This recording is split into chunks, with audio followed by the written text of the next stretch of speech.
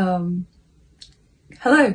I'm a bit out of sorts today, but I'm riding it. I've had anxiety. You know when you get that like life-threatening, fearful anxiety, and it's not warranted necessarily. I have days like that where I get so worked up and anxious about things that I think I haven't done right or that I've done wrong and I haven't sort of sorted it out, or and I'm constantly going over it in my mind trying to think, have I done the right thing? Have I done, and I just get really wrought and lost in that, and then I have to take a breath and be like, you've done the best that you can with everything throughout your life. You've tried your best, you've done your best. And if there are any problems in the future, you just deal with them as they come, knowing that you've done your best. So I guess that's good advice. And also when it comes to detachment work, being able to detach from those anxious thoughts and feelings, and to try and just resolve yourself to the fact that unless it's happening right now, you can't do anything about things that you either think you're in control of or think you're not in control of. So you just have to ride the wave of whatever it is into a calm water, however you get there, and find a way to detach from those anxious thoughts that are future facing or even past facing, because right now it's not affecting you right now. So you have to find a way to detach from this way and that way when I'm looking, backwards and forwards, Anyway, so that's where I'm at right now. Let's find another passage, another lesson to read, which will hopefully be poignant for today.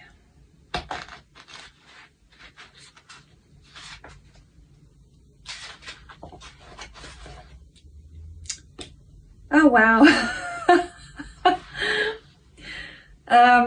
I wonder if this will be relevant.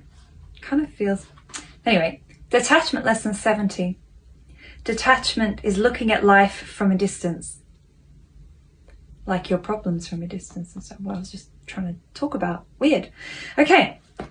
Removing ourselves from the thick of a situation that is really none of our business is another way of interrupting the meaning of detachment. Interrupting. Is another way of interpreting. Let me read that again. Bloody hell. Removing ourselves from the thick of a situation that is really none of our business is another way of interpreting the meaning of detachment. It doesn't mean being uninterested in the people who are close to us or in the ultimate outcome of a situation that has ensnared one of them, or a situation that's yours and that's ensnared you and your thinking and feeling and concentration and focus and worry and stress and fear. It doesn't mean being uninterested in the people who are close to us or in the ultimate outcome of a situation that has ensnared one of them, or not caring about the well-being of anyone else. It simply means letting the affairs of others belong to those rightful parties.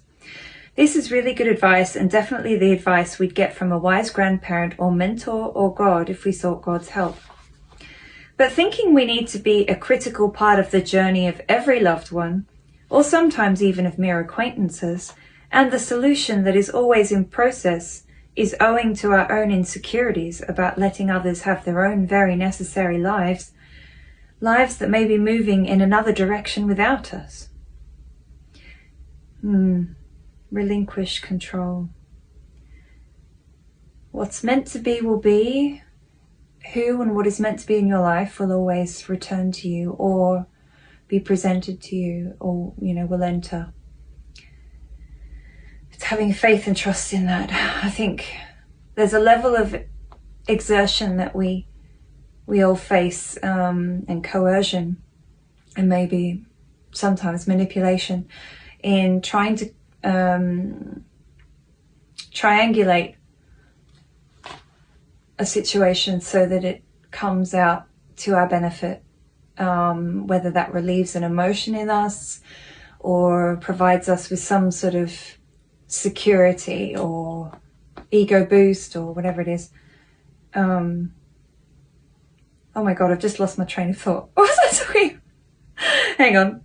Sorry. Oh my God, I've just lost my train of thought. I'm so sorry.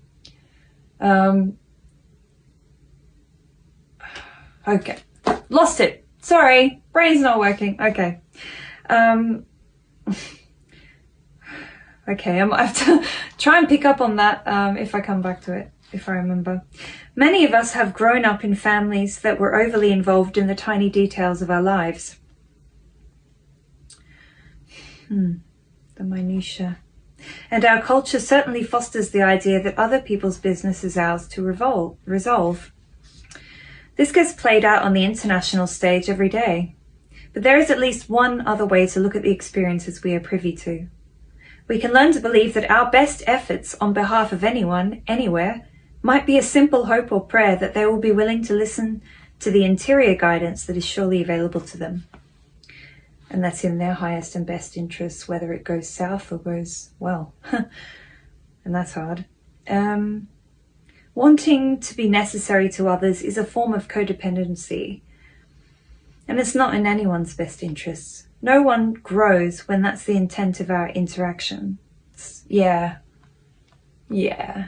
Again, when you have that manipulative, coercive, controlling kind of mindset, and you're trying to get something out of someone, whether you realize it or not. A lot of anxious attachment people, myself included, in the past, I have dove into my emotional reactivity too much, and that so much that it's made others feel sorry for me, or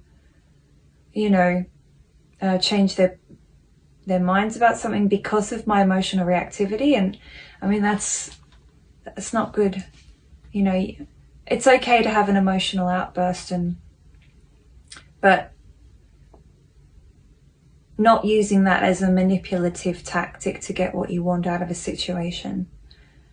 If you are genuinely upset, you've got to find ways to deal with that on your own, to a large degree, because that self-reliance and that ability to handle your business, including your emotions, your reactivity, is crucial to developing self-awareness, self-empowerment, self-compassion, because all these qualities transfer to other people, how we can relate to other people.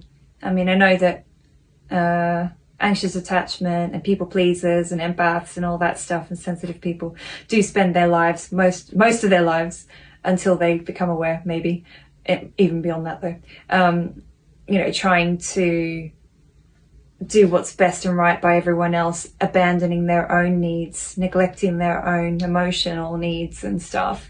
So sometimes when you realize this, you can flip to the other extreme and start to block out other people's emotions and needs in favor of your own.